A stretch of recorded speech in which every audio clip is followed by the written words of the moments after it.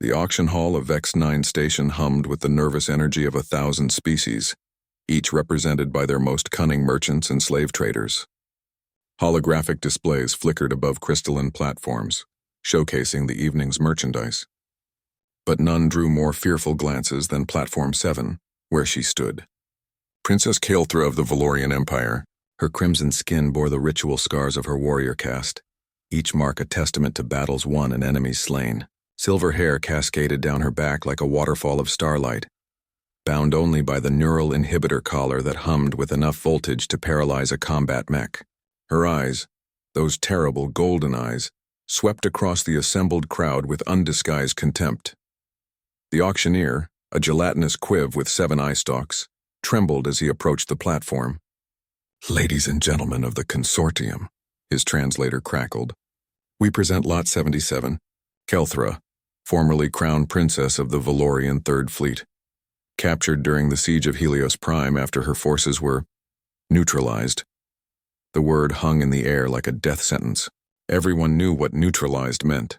The Valorian Empire had been obliterated, their war moon shattered, their fleet scattered to cosmic dust. Only this one remained, the Berserker Princess, whose battle rage had carved through 3 entire battalions before the inhibitor collar finally subdued her. "Bidding starts at 50,000 credits, the Queeve announced, his voice quavering. Silence. The crowd shifted uncomfortably. A Draxian merchant whispered to his companion. She killed her last 7 handlers, tore them apart with her bare hands before they could activate the collar. "I heard it was 12, someone else muttered. Kael'thra's lips curled into a savage smile. Good. Let them fear her. Even bound and collared, she remained what she had always been, a weapon.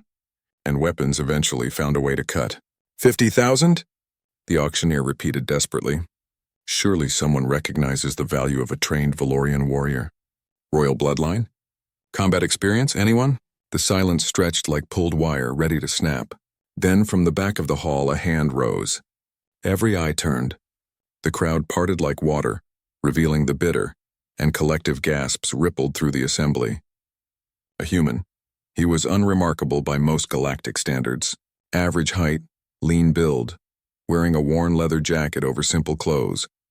His dark hair was slightly too long, and his brown eyes held an expression that could only be described as curious. A datapad hung from his belt, next to something that looked disturbingly like a weapon, though station security had supposedly confiscated all arms. The auctioneer's eye stalks contracted in confusion. Sir, do you understand what you're bidding on? 50,000 credits, the human said calmly, his voice carrying easily through the shocked silence. That was the starting price, wasn't it? Yes, but then I bid it. A Cathari noble in the front row turned, mandibles clicking in disbelief. Human, are you insane? That creature has killed more beings than most plagues. She's a berserker, completely unstable. The human, his name was Marcus Chen, though none present knew it yet, tilted his head slightly. Unstable? She looks pretty stable to me, standing perfectly still, actually. She's looking for an opening to murder everyone in this room, a Trilaxian traitor shrieked. Marcus shrugged. Aren't we all in our own way? Kael'thra's golden eyes locked onto the human. What game was this? Humans were rare in this sector. Their Earth had only joined the Galactic Consortium 2 cycles ago. They were considered weak, their military pathetic by galactic standards, their warriors soft and undisciplined. This one didn't even look like a warrior. He looked like a scavenger, an adventurer, perhaps. Why would such a creature bid on her? The auctioneer, sensing an actual sale, quickly moved forward. 50,000 credits to the human gentleman. Going once, going twice. Wait! A massive Krogan warlord stood, his battle armor glinting. 60,000. I'll take her. She'll make good entertainment in the fighting pits. Marcus didn't even glance at the Krogan. 100,000. The hall erupted in chaos. That was twice the expected price for a high-risk slave. The Krogan's face darkened, but he sat down, grumbling. No one else dared challenge such obvious madness. Sold, the auctioneer declared quickly, before anyone could reconsider. To the human for 100,000 credits. As station security prepared to transfer Kael'thra to her new owner, the Quiv approached Marcus nervously. Sir, please understand the station accepts no liability for injuries or deaths resulting from this purchase. The collar's remote is synchronized to your biometrics now, but we recommend keeping her heavily sedated and— I'll take it from here, thanks, Marcus said, accepting the small device. They brought Kelthra forward. She towered over the human by nearly a foot, her muscles coiled with barely restrained violence. Up close, Marcus could see the intelligence burning behind the rage in her eyes. This wasn't a mindless beast. This was a queen in chains, and she was calculating, always calculating. Hello, Marcus said simply. I'm Marcus. You're Kelthra, right? Pleased to meet you. She stared at him as if he'd grown a second head. Pleased to meet her? She was a slave. A prisoner. A weapon he'd just purchased for entertainment or labor or whatever insane purpose humans pursued. Why? The word escaped her lips before she could stop it, her voice rough from disuse. Marcus's eyebrows rose. Why what? Why bid on me? You will die, human. The moment you deactivate this collar, I will paint the stars with your entrails. To her absolute shock, Marcus laughed. Not a nervous laugh or a cruel one. A genuine, warm laugh that seemed utterly out of place in this den of slavers and criminals. Yeah, probably, he agreed cheerfully. But here's the thing, Your Highness, and yes, I know who you really are. I did my research. The Valorian Empire might be gone, but you're not. And I figure someone who fought that hard, who scared an entire galactic armada so badly they had to destroy her whole civilization, well, that's someone who deserves a chance. Kelthra's world tilted. A chance? Was this human truly so stupid? Marcus continued, seemingly oblivious to her shock. I'm heading to the frontier worlds. Lots of salvage work, some exploration. Maybe a little trouble here and there.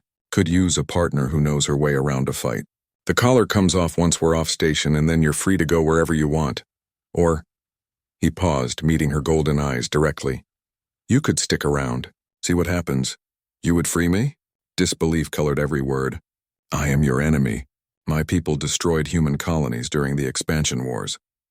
Your people are gone, Marcus said quietly, and holding grudges against ghosts seems like a waste of time. Besides, I read your service record.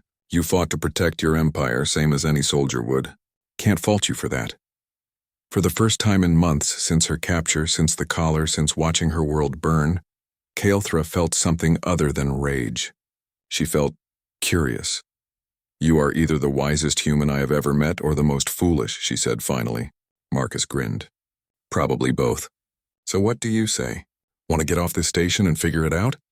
Kelthra looked at the hand he extended, a human gesture of partnership she'd learned. Then at the crowd watching nervously, expecting her to attack.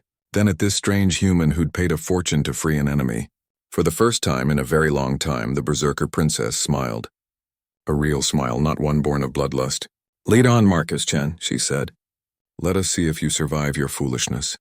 As they walked toward the docking bays, the station's denizens gave them a wide berth. None could have known that they were witnessing the beginning of a legend.